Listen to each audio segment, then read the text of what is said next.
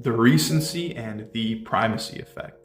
How do they differ and why are these phenomenons important?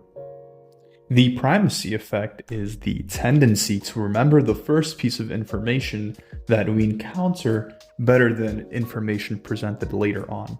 So for example, with the primacy effect taking place, if I give you a list of items, or let's say a list of random numbers to remember, 1 to 100 items, let's say, for example, you are very likely to remember the first 10, but you're not really going to remember information after. This is an example of the primacy effect.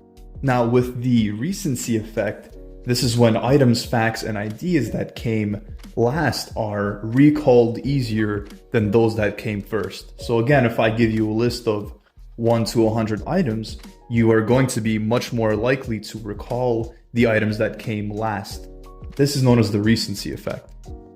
And lastly, the serial position effect.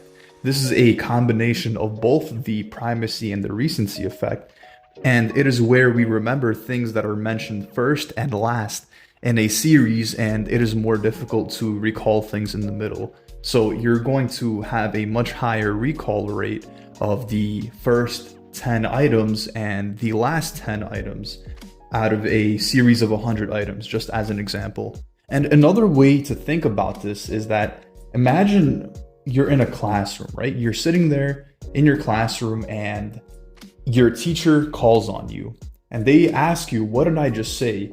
You might not actually have understood or consolidated what they said, but at times it's very easy for you to repeat the last sentence that had just come out of their mouth because of the recency effect, because you just heard it recently. So this is a really good way to remember the recency effect.